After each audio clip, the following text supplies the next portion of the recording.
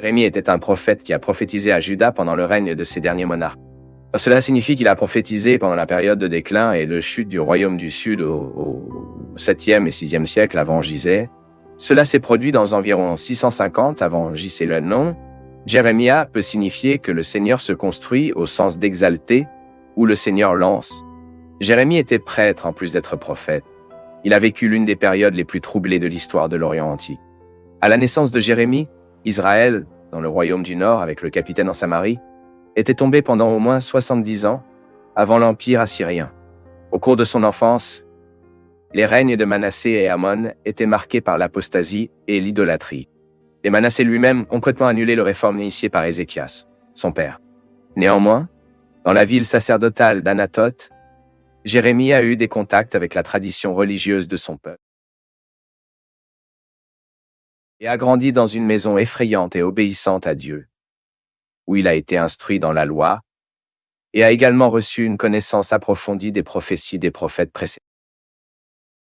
Misaïa, Amos et Oséa. Si la situation interne à Juda était regrettable en raison du déclin religieux et du paganisme, l'environnement international était également assez occupé, avec un climat de tension constante impliquant les Assyriens, les Égyptiens et les Babyloniens. C'était le scénario dans lequel Jérémie a passé ses premières années. Lorsque le roi Manassé est décédé, Jérémie avait probablement environ 10 ans. Amon, fils de Manassé, a régné pendant 2 ans entre 642 et 640 avant J.C. Dans Josia en 627 avant J.C. dans la description de votre appel, nous pouvons réaliser la forme souverain avec laquelle Dieu l'a appelé. Dans Jérémie, chapitre 1, verset 5. Lisons cette réponse de Jérémie, en plus d'indiquer une possibilité prématurée d'exercer une telle responsabilité, peut également signifier qu'il était encore spirituellement et socialement immature. Une personne humble qui n'avait aucune confiance en soi. Face à l'objection de la jeune Jérémie, le Seigneur l'a rassuré en disant « Aucun thème ». Le Seigneur l'a également averti qu'il parlerait tout ce qui lui avait été ordonné. Mais il a également promis qu'il serait avec lui pendant les terribles années d'approche de l'affliction. Le prophète Jérémie a exercé son ministère dans une période d'au moins 40 ans et a prophétisé pendant les règnes de 4 rois de Juda. Marqué l'histoire du monde. C'est la même année que Nabopolassar, père de Nabuchodonosor, a profité de la mort du roi de Syrie et du gouverneur de Babylone, et a commencé une montée du pouvoir qui a entraîné la chute de la Syrie et la floraison du grand empire babylonien. Le ministère du prophète Jérémie a commencé à Anatote, et il y est probablement resté pendant quelques années, peut-être apparemment en tant que prophète insignifiant d'un petit village. Il y a une période de silence dans le ministère de Jérémie vers 13 ans, où il n'y a aucune information sur sa vie. Et probablement pendant cette période, après la mort de Josia, Jéhokas a été placé sur le trône de Juda. Mais il n'a régné que pendant 3 mois, étant déposé par le Pharaon.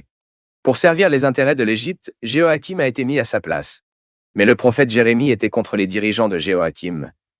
Et c'est dans les premières années de son gouvernement que le prophète a proclamé sermon important dans le temple qui a entraîné son bannissement et a presque coûté sa vie. Jérémie a également prophétisé la mort de Jéhoakim. Après la mort de Joachim, son fils Joachim a pris le relais, mais a statué pendant seulement 3 mois avant d'être emmené à Babylone. À sa place, Nabuchodonosor a mis les Édéchias. À cette époque, l'Égypte et Babylone en lice pour le contrôle de cette région, et le prophète Jérémie a prophétisé à plusieurs reprises la victoire de Babylone, insistant sur le fait que tout effort pour résister à l'avancement de Babylone, même en utilisant une éventuelle alliance avec l'Égypte, serait inutile. Pour Babylone était un instrument entre les mains de Dieu pour porter son jugement. Bien sûr, cette position ne lui a valu la persécution. Bien que le ministère du prophète Jérémie soit assez long, son message principal est très clair et nous pouvons le marquer comme suit. Tout d'abord, le prophète Jérémie a appelé le peuple à se repentir afin d'éviter le jugement divin. Deuxièmement, le prophète Jérémie a averti que le temps de repentir s'était épuisé et que Juda subirait le jugement de Dieu. Un tel jugement serait très grave, car cela impliquait la perte des terres promises. Troisièmement, Jérémie a prophétisé que la captivité babylonienne serait inévitable et que Jérusalem tomberait devant Nabuchodonosor. Quatrièmement, Jérémie a montré, à travers son message, que Juda méritait la captivité en raison des péchés graves, en particulier de l'idolâtrie, qui persistait à s'engager. Cinquièmement, le prophète Jérémie a annoncé que le temple de Jérusalem ne pouvait pas protéger les Juifs contre le jugement imminent. En sixième place, Jérémie a également prophétisé que Dieu sauverait un reste de son peuple par l'exil, car à la fin de la période captive, il y aurait une merveilleuse restauration sous une nouvelle alliance. Le Nouveau Testament nous montre que cette promesse trouve sa plein épanouissement en Christ. Quand nous lisons le prophète du prophète Jérémie enregistré dans son livre, nous comprenons que son message a servi à rappeler aux exilés les raisons qui les ont conduits aux épreuves auxquelles ils étaient confrontés. Aussi à leur assurer que, lorsqu'ils se repentent, ils retourneraient à Jérusalem et profiteraient de grandes bénédictions. Sur la base des détails enregistrés par Baruch, son scribe, il est possible de réaliser que Jérémie avait une forte personnalité pleine de contrastes.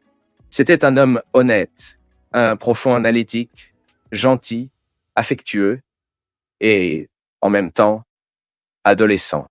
Malgré le deuil fréquemment, le prophète Jérémie était une personne optimiste et de prière. Il a dépassé toute timidité qu'il pourrait avoir au début de son ministère et a enduré l'hostilité, la solitude, l'angoisse et même la sensation d'une défaillance apparente. Jérémie a exercé vigoureusement tout son ministère, même face à de nombreuses afflictions. Il avait une vie très solitaire, beaucoup à cause du message impopulaire qu'il transmet. Jérémie a été interdite par Seigneur de mariage et de formation d'une famille, pour servir de signe des transformations que l'exil entraînerait la vie quotidienne du peuple.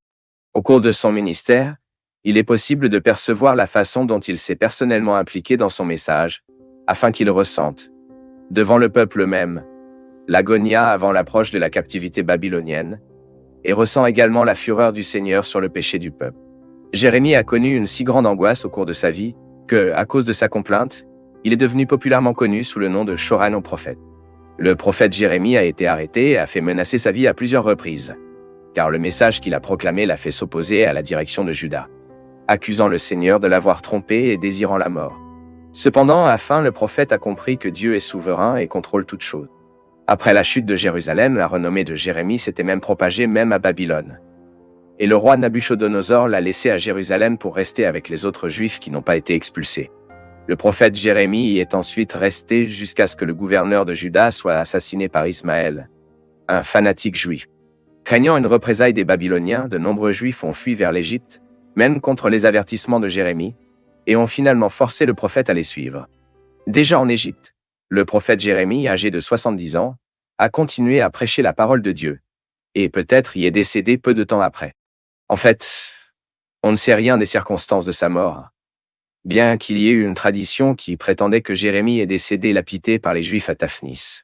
Il est également venu chez les Juifs la conviction que le prophète Jérémie ressusciterait des morts et restaurerait le tabernacle, apportant l'arche de l'alliance et l'autel de l'encens qui, soi-disant, il se serait caché dans une grotte pendant la chute de Jérusalem.